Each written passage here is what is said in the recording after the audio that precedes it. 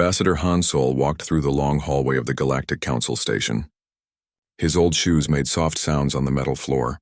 He had walked this same path many times before, always carrying the same message, always getting the same answer. The human diplomat stopped outside the big doors of the council chamber. He looked at his reflection in the polished surface. Gray hair, tired eyes, and a face that showed too many years of disappointment. Han Sol had been Earth's voice to the galaxy for 20 years.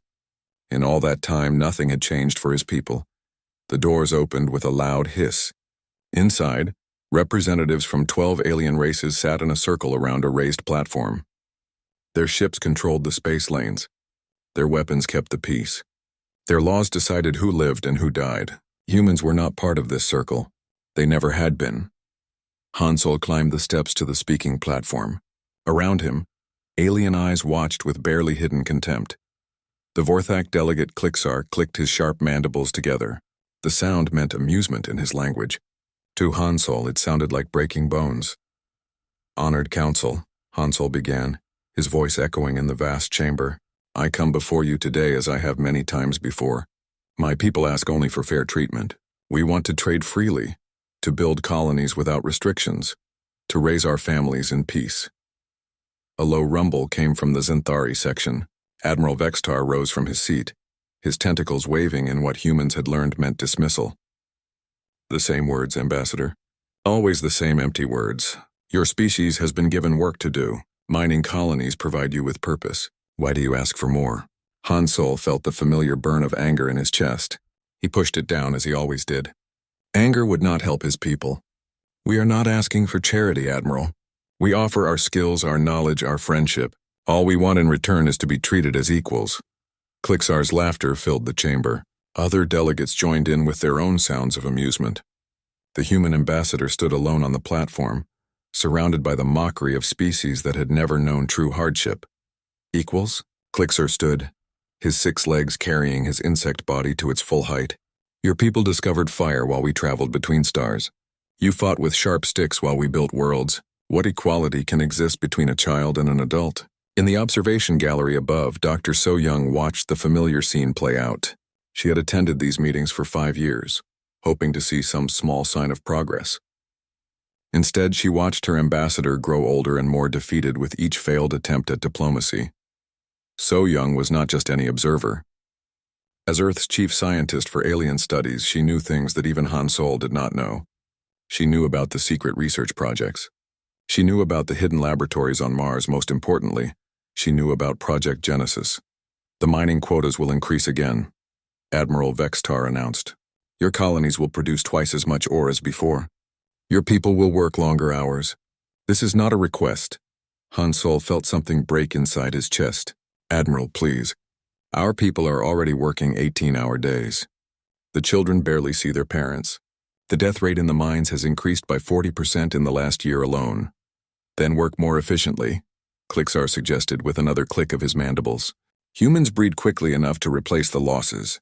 The words hung in the air like poison. Han Sol looked around the chamber at faces that showed no concern, no empathy, no recognition that they were talking about living beings. In that moment, he understood that diplomacy was truly dead. "You leave us no choice," Han Sol said quietly. "Choice." Vextar's tentacles writhed with amusement.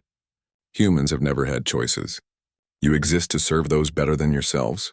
Accept this truth and your lives will be easier." In the gallery, So Young's hands moved to her personal communicator. Her fingers found the special button she had hoped never to use. The button that would send a coded message to Earth, to Mars, to the hidden facilities where humanity's greatest minds had been working for 3 centuries. "If you refuse our quotas," Vextar continued, "we will demonstrate the consequences. Your mining colony on Kepler 442b has been selected for an example. Comply, or watch your people burn from orbit." Han Sol closed his eyes. When he opened them, So Young saw something she had never seen before. Not defeat, not despair, something harder, something final. "We have begged you for peace," Han Sol said. "We have offered friendship, cooperation, mutual benefit. You have answered with slavery, mockery, and threats of murder. Very well, but remember this moment. Remember that we tried." He turned and walked away from the platform. The alien delegates watched him go with satisfaction. They had won again, as they always did. Humans would return to their mines, their factories, their predetermined place in the galaxy's order. But in the observation gallery, So Young pressed the button. The message traveled faster than light to receiving stations across human space. On Earth, in underground bunkers beneath the Himalayan mountains, scientists received the signal and began powering up machines that had never been used. On Mars, in laboratories hidden inside artificial craters, technicians activated systems that had been tested in secret for generations. Project Genesis was the culmination of 300 years of careful preparation. When humans had first met alien races, they had seemed impossibly advanced, impossibly powerful. Earth's governments had made a choice. If humanity could not compete with alien technology, they would find another way to survive. The project had begun with a simple observation.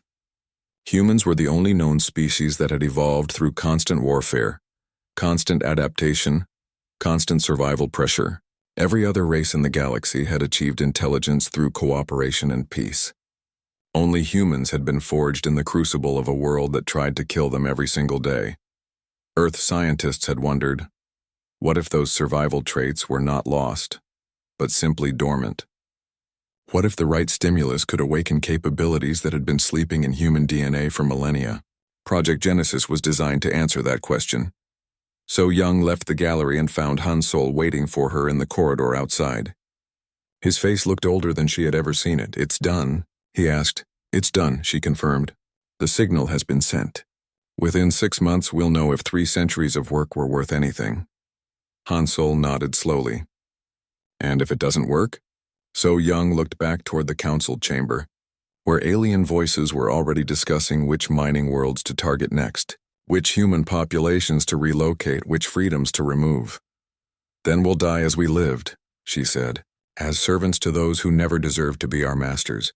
But somewhere in the deepest parts of her mind, where instincts older than civilization still whispered, So Young felt something stirring. Something that had been waiting for this moment for a very long time. 6 months passed like a slow-burning fuse. The mining colony on Kepler 442b looked like every other human settlement in the galaxy. Gray buildings under a gray sky, filled with gray-faced workers who dug precious metals from the ground for their alien masters. Park Dong-ho stood at the entrance to Mineshaft 7, watching the day shift emerge from the depths. Their faces were covered with dust and exhaustion.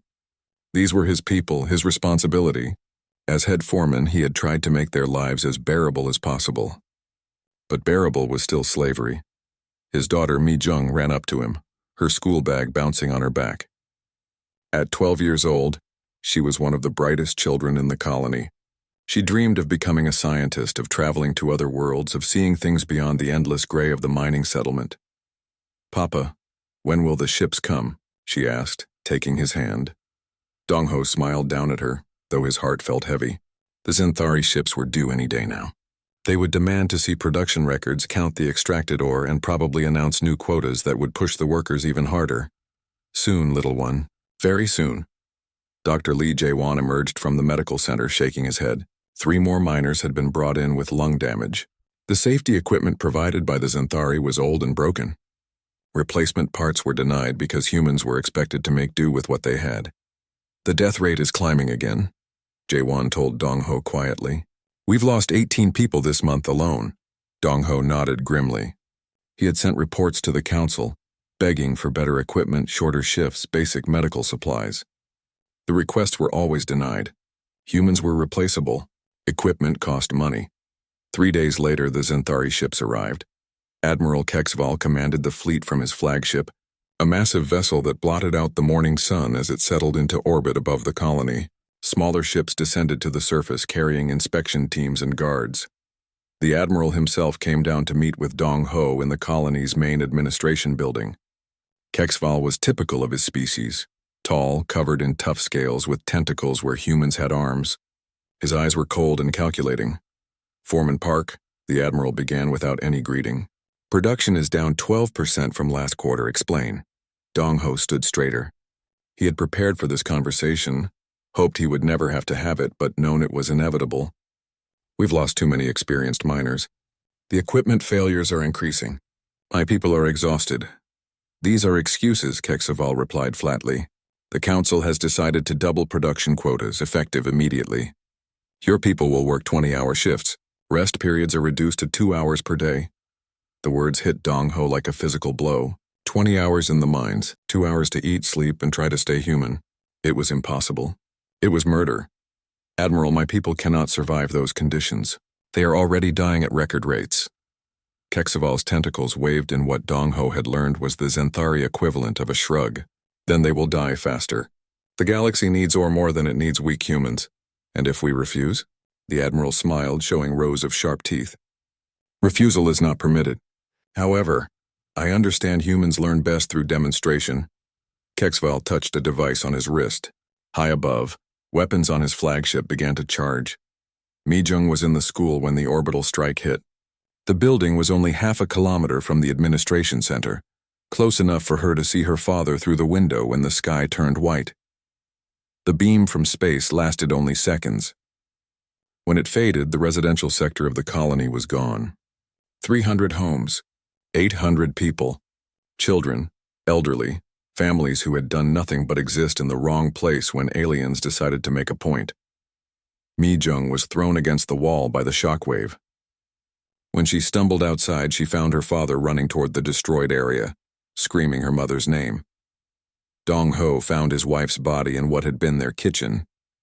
She was burned beyond recognition, but he knew it was her from the wedding ring that had fused to her finger.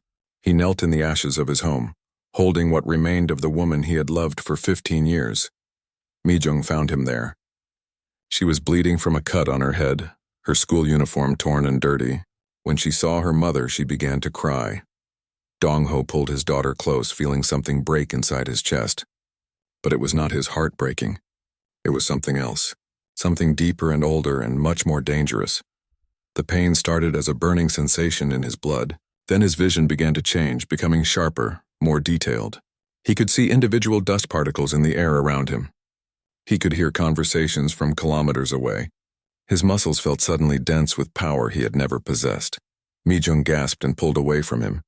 His eyes were beginning to glow with a pale light. Papa? What's happening to you? Dong Ho stood slowly. The change was spreading through his body like wildfire. 3 centuries of dormant evolution, triggered by grief and rage and the simple biological imperative to survive. He could feel his DNA rewriting itself, activating sequences that had been sleeping since humanity's ancestors first faced extinction on the plains of Africa. I don't know, he said, though his voice sounded different now, carrying harmonics that had not been there before. But I think it's what we've been waiting for. Across the colony, other humans were experiencing the same transformation. The shock of the orbital strike, the loss of friends and family, the final proof that their alien masters saw them as nothing more than disposable tools. It was enough to trigger the activation protocols that Earth scientists had embedded in every human born in the last 3 centuries. Dr. Jae-won watched in amazement as the genetic scanners in his medical bay went wild. DNA sequences that had been inactive for generations were suddenly expressing themselves. Human biology was rewriting itself in real time.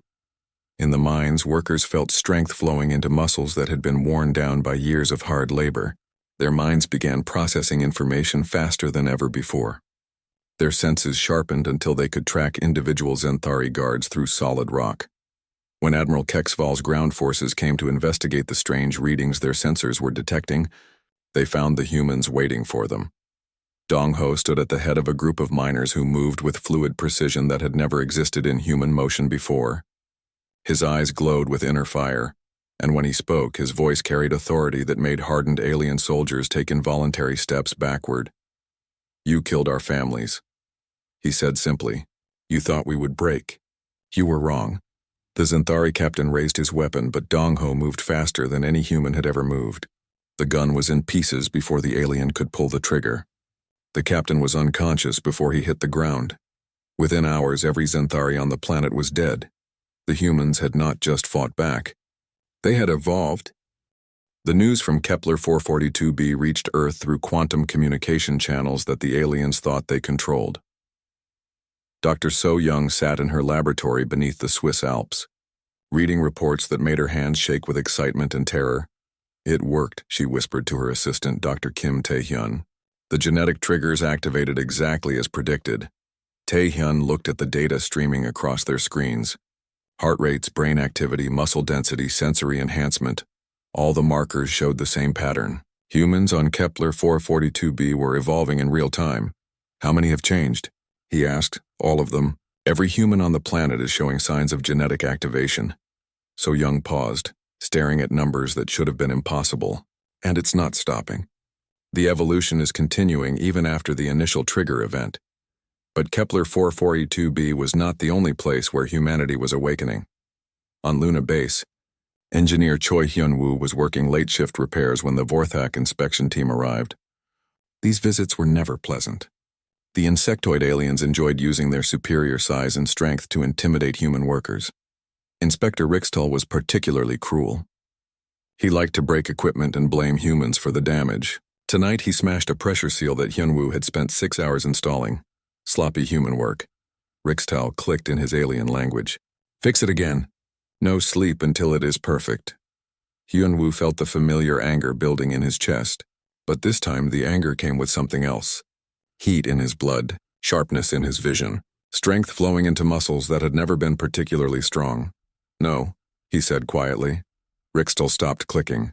In all his years inspecting human facilities, no worker had ever refused a direct order. What did you say? Hyun-woo stood up from his repair work. His eyes were beginning to glow with the same pale light that had appeared in Dong-ho's eyes 3 days earlier. I said no. I will not fix your deliberately broken equipment. I will not accept your abuse. We are done being afraid of you. The Vorthak inspector reached for his shock weapon, but Hyun-woo moved faster than thought. The alien's weapon was crushed in the human's grip like paper. Rixtal found himself lifted off the ground by a species he had always considered weak and primitive. Tell your superiors, Hyun-woo said in a voice that carried new harmonics, that humanity is no longer accepting visitors. Similar scenes played out across human space.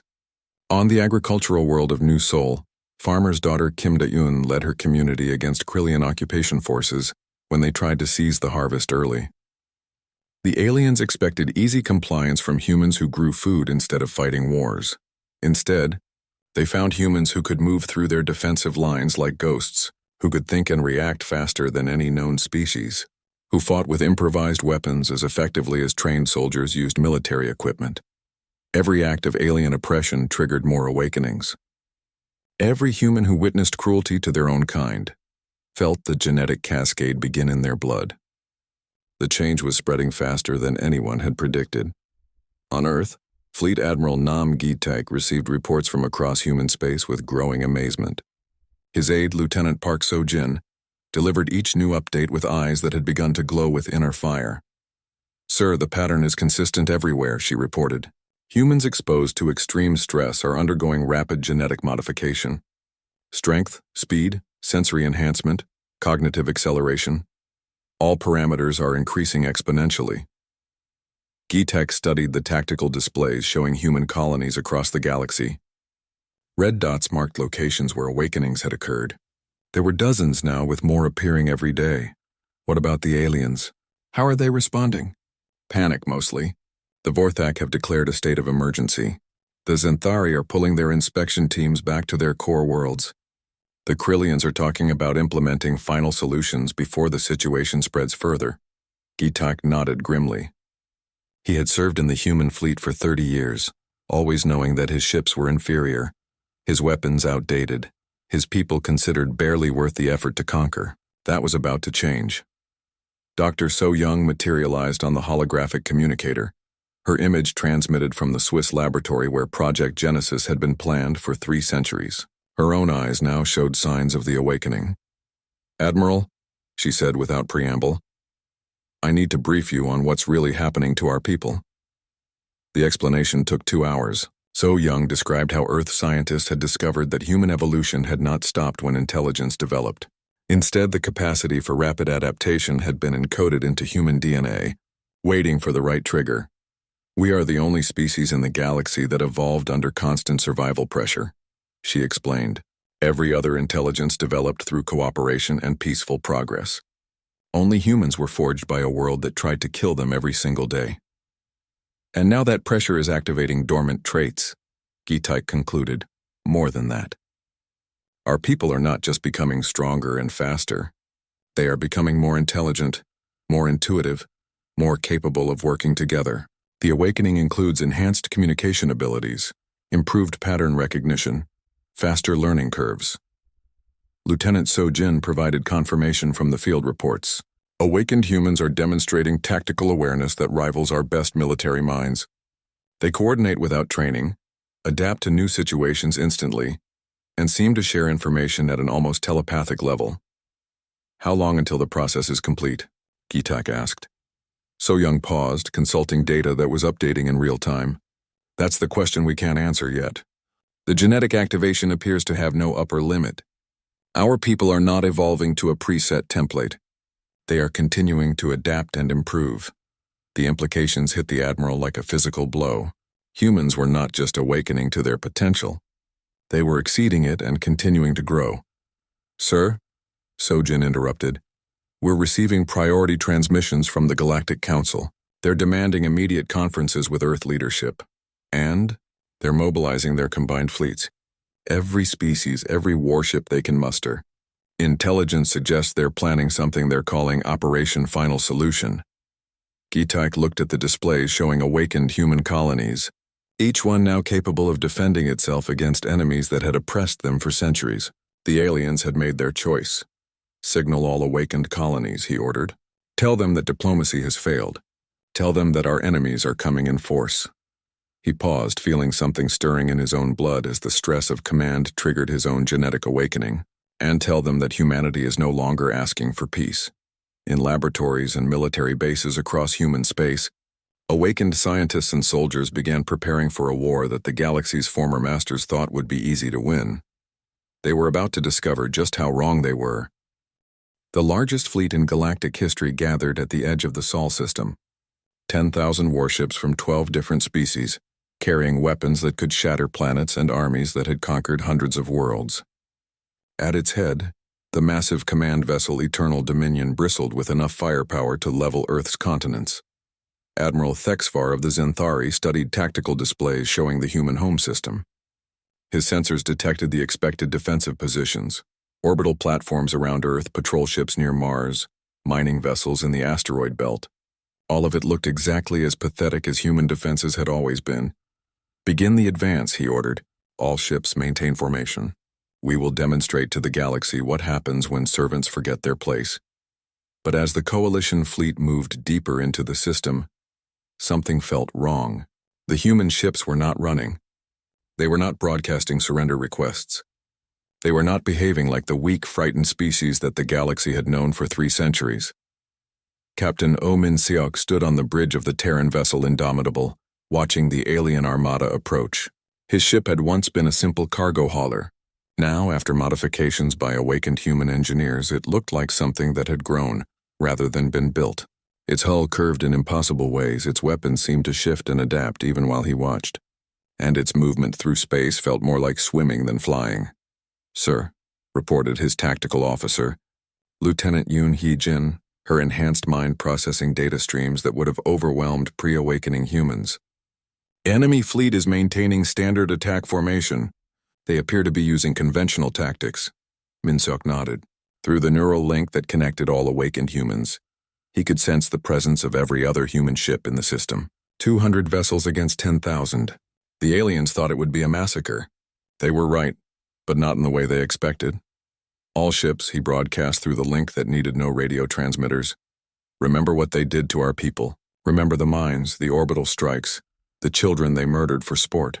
Today we teach them the cost of that cruelty. The first exchange of fire lit up space like a newborn star. Coalition ships launched waves of plasma bolts and quantum torpedoes. Enough destructive power to annihilate any conventional fleet. But the human ships were no longer conventional. The Indomitable flickered as the enemy weapons reached it, phasing partially out of normal space. The deadly energy passed harmlessly through sections of hull that were temporarily existing in a different dimension. When the ship returned to full reality, its own weapons had already adapted to the specific frequency of Zenthari shielding. Admiral Thexvar watched in disbelief as his first salvo accomplished nothing. Status report. Why are the human ships still operational? His tactical officer, A young Xanthari named Vixtel stared at his instruments in confusion. "Sir, the enemy vessels are not following known physics. They appear to be modifying their defenses in real time, adapting to our weapon frequencies even as we fire." On the Indomitable, Lieutenant Heejin provided her captain with analysis that confirmed the impossible. "Sir, we are not just learning their tactics. We are evolving countermeasures faster than they can adjust. Their weapons teach us how to defend against them. Their shields show us how to penetrate them." This was the true horror of awakened humanity. They did not just fight, they learned. Every attack became a lesson. Every defense became data to be analyzed and overcome. And they shared everything instantly through neural links that connected the entire human fleet. The Coalition's second wave achieved even less than the first. Human ships danced through formations that should have trapped them, their movements coordinated with impossible precision. When they returned fire, their weapons cut through alien defenses that had never been breached. How are they doing this? Thexvar demanded. But the answer was something the Admiral could not understand. Humans were not just using their ships as weapons. They were symbiotically linked to them, their enhanced nervous systems interfacing directly with modified computer cores. Each vessel became an extension of its crew's awakened capabilities. Captain Park Jin-ho commanded the human ship Retribution from what had once been the engine room. His consciousness was directly connected to every system on the vessel, his enhanced reflexes controlling movement at the speed of thought. Around him, his crew existed in a shared mental space where individual identity merged with collective purpose. When Vorthak fighters tried to swarm his ship, Jin-ho did not issue orders to his weapons officers. He simply thought about destruction, and the ship's adaptive cannons responded. The alien fighters died before their pilots could even process the human counterattack. But the true terror began when the aliens realized that humans were not trying to destroy the Coalition fleet. They were studying it. Every captured enemy vessel became a source of biological and technological data. Awakened human minds processed alien science in minutes, improved upon it in hours, and integrated it into their own systems by the end of the day. Ships that had been damaged in the first wave emerged from repair bays hours later, incorporating alien technology and surpassing the performance of their attackers. Dr. Shin Yuri, now serving as the fleet's chief science officer, coordinated the analysis from her laboratory ship Evolution. Her enhanced intellect processed terabytes of captured data while simultaneously directing the modification of human vessels. "We are learning their biology," she reported, to the fleet through the neural link. Xanthari genetic weaknesses, Vorthak psychological triggers, Krillian technological dependencies. "We are not just defeating them. We are understanding them completely." The Coalition fleet began to break apart after 6 hours of battle. Ships that had never known defeat found themselves hunted by humans who anticipated every move, countered every strategy, and adapted to every weapon. The mighty armada that was supposed to end humanity's rebellion was being systematically dismantled. Admiral Thexvar's final transmission before his flagship was boarded came through on open channels, meant for any Coalition vessel that could still receive it. By the void, they are not just evolved. They are evolving in real time. Every moment of battle makes them stronger, faster, smarter. We cannot fight an enemy that learns from our every attack. The boarding of the Eternal Dominion took less than an hour. Human soldiers moved through the ship's corridors like ghosts, passing through solid matter when convenient, adapting their tactics to each new room and corridor. They did not kill unnecessarily, but they were absolutely unstoppable. When Thexvar was brought before Captain Min-seok in the flagship's command center, the alien admiral could barely comprehend what he saw. The human officer's eyes glowed with inner fire. His movements carried impossible grace, and when he spoke, his words seemed to resonate directly in the listener's mind. "Your fleet is defeated," Min-seok stated simply. "Your ships are captured or destroyed. Your soldiers are prisoners. The war you started is over." "Impossible," Thexvar whispered. "We had 10,000 ships, the finest warriors of 12 species, the most advanced weapons in the galaxy." "You had the tools of conquerors," Min-seok replied. "We had the instincts of survivors. There is no contest between those forces. There never was." Around them, awakened humans worked at alien control stations, their enhanced minds already decoding Xanthari technology and finding ways to improve it. The great flagship of the Coalition had become another tool in humanity's growing arsenal. What happens now? Thexvar asked. Minseok looked out at the debris field that had once been the galaxy's most powerful fleet. Human ships moved through the wreckage like predators, gathering technology, rescuing prisoners, and preparing for the next phase of their evolution. Now, the human captain said, we go visit the worlds that sent you. It is time for the galaxy to learn what we have become. The Battle of Sol had lasted less than a day. Humanity had won not through superior numbers or better weapons, but through their ability to adapt, learn, and evolve in the face of any challenge. The galaxy's former masters were about to discover that their servants had become something far more dangerous than conquerors. They had become teachers, and the lesson they were about to give would reshape civilization forever. 1 year after the Battle of Sol, Ambassador Han Sol once again walked through the corridors of the Galactic Council Station. But everything had changed. The metal floor still echoed with footsteps, but now those footsteps belonged to humans as often as aliens. The guards who had once sneered at human diplomats now bowed respectfully as he passed. The changes in Han Sol himself were even more dramatic. His eyes glowed with the soft fire of the awakened. His movements carried the fluid grace of enhanced biology. When he spoke, his words resonated with harmonics that could calm the most aggressive alien or command instant obedience when necessary. But perhaps most importantly, he was no longer alone. Dr. So-Young walked beside him. Her role transformed from hidden scientist to director of human evolutionary sciences. Captain Park Jin-ho flanked them on the other side, his military bearing enhanced by capabilities that made him more dangerous than an entire pre-awakening army. The Nome Council chamber had been rebuilt after the previous structure was accidentally destroyed during humanity's negotiations with the Vorthak resistance. The new chamber was larger, designed to accommodate the growing number of human representatives who now participated in galactic governance. The surviving alien delegates sat in their assigned seats with barely concealed terror. These were not the same species that had once mocked human weakness. The Zenthari Admiral Vextar, one of the few high-ranking officers to survive humanity's rapid expansion, kept his tentacles carefully still. Any sudden movement might be interpreted as aggression, and awakened humans responded to threats with efficiency that had become legendary. The Vorthak delegate Klixar, his mandibles permanently damaged from his encounter with awakened human soldiers, clicked nervously as Han Sol approached the speaking platform. The sound that had once meant amusement now conveyed only fear. Honored Council, Han Sol began, his voice carrying easily through the chamber without technological amplification.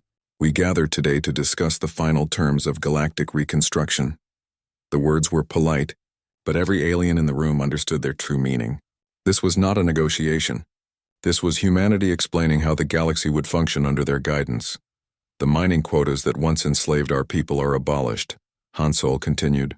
The production facilities will be converted to research centers and educational institutions. The materials you once extracted through forced labor will now be provided through voluntary cooperation. Vextar shifted uncomfortably in his seat. Ambassador, our civilizations require those resources to maintain our technology. Our infrastructure, your civilizations will adapt, Dr. So-Young interrupted, rising from her seat with movements that seemed to bend space around her. Just as we adapted to centuries of oppression, the difference is that we will help you through the transition instead of watching you suffer. This was humanity's most terrifying quality in the eyes of their former oppressors. The awakened humans could have simply exterminated every alien species in revenge for centuries of cruelty. Instead, they had chosen a path that was somehow worse: forced evolution toward empathy. Captain Jin-ho activated a holographic display that showed the results of humanity's first year of galactic governance. Crime rates had plummeted across former alien territories. Wars between species had ended not through conquest, but through the simple presence of human observers who could detect aggressive intentions before they became actions. Poverty was being systematically eliminated through resource redistribution managed by awakened human administrators who could process economic data faster than any computer. The aggression treatments are showing remarkable success, Jin-ho reported. Violent tendencies in participating species have decreased by 70%. Cooperation levels are at historic highs. The aggression treatments were humanity's solution to the galaxy's warlike tendencies. Using their advanced understanding of biology and psychology, Awakened humans had developed therapies that could modify neural pathways responsible for unprovoked violence. The treatments were technically voluntary, but refusal meant exclusion from the new galactic economy. Klixar found the courage to speak, though his voice carried none of its former arrogance. You speak of cooperation, but you have taken our freedom of choice. We are no longer masters of our own evolution. Hansol regarded the Vorthok delegate with something that might have been sympathy. You were never masters of evolution, Klixar. Evolution is not a choice. It is a response to environmental pressure. For 3 centuries, you created an environment of cruelty and oppression. We have simply changed that environment to one that rewards empathy and cooperation. Dr. So-Young provided the scientific context that made the alien delegates shift nervously in their seats. Genetic analysis of pre-contact species shows that all of you once possessed the capacity for empathy and cooperation. Those traits were suppressed by cultures that rewarded aggression and dominance. We are not changing what you are. We are helping you remember what you were meant to become. The truth was more complex than the humans were explaining, and every alien in the room knew it. Humanity's evolution had not stopped with the initial awakening. Every generation of humans born since the transformation showed capabilities that surpassed their parents. Children who could manipulate matter at the molecular level. Teenagers who could process information faster than quantum computers. Adults who seemed to exist partially outside normal space-time. Chief Medical Officer Dr. Shin Yuri had provided the Council with projections that kept alien leaders awake at night. Human evolution was accelerating, not slowing. In a century, awakened humans would be as far beyond their current selves as they were beyond their pre-awakening ancestors. In a millennium, they would possess capabilities that current science could not even theorize. What assurance do we have that you will not eventually eliminate us entirely? Vextar asked quietly. The question hung in the air like a physical presence. It was the fear that drove every alien civilization's submission to human authority, not the threat of immediate violence, but the certainty that humans were becoming something so far beyond the rest of the galaxy that alien concerns might simply become irrelevant. Hansol's answer was both comforting and terrifying in its simplicity. Because we evolved as pack hunters and tribal cooperators. We protect those who cannot protect themselves. We nurture those who need guidance. We ensure that the strong serve the weak, not the reverse. He gestured toward the viewing ports that showed the stations surrounding space. Human ships moved through the void with impossible grace, their forms constantly shifting as their awakened crews adapted them for new purposes. Some vessels were exploring distant galaxies. Others were terraforming dead worlds for refugee populations. Still others were conducting research that pushed the boundaries of known physics. We have become the guardians you never wanted but always needed, Hansol continued. Your species spent centuries proving that you could not be trusted with power over others. We have spent 1 year proving that we can. The demonstration that followed was both subtle and absolute. At Dr. So-Young's mental command, every piece of technology in the chamber, alien and human alike, began to respond to her thoughts. Lights dimmed and brightened in complex patterns. Gravity fluctuated in precise waves. The very air seemed to vibrate with harmonic frequencies that induced feelings of calm and security in the alien delegates. This is why you will never rebel again, she said gently. Not because we will punish you, but because you will not want to. The environment we are creating will make aggression as obsolete as your ancestors' tails or gills. Captain Jin Ho provided the final revelation that ensured alien compliance. Human children born this year are showing capabilities we can barely comprehend. They communicate through quantum entanglement. They manipulate probability fields. They exist simultaneously in multiple dimensions, and they are still fundamentally human, still driven by the instincts to protect, nurture, and cooperate. The implications were staggering. Humanity was not just evolving beyond other species. They were evolving beyond the need for the technological civilizations that had once oppressed them. In time, human children would be able to create matter from energy through thought alone, travel between stars without ships, and reshape reality according to their collective will. But they would still be human, still bound by the evolutionary drives that had made them protectors rather than predators. The galaxy you knew is gone, Hansol said as he prepared to leave the chamber. The galaxy we are building will be better. Not because we demand it, but because we will make it impossible for it to be otherwise.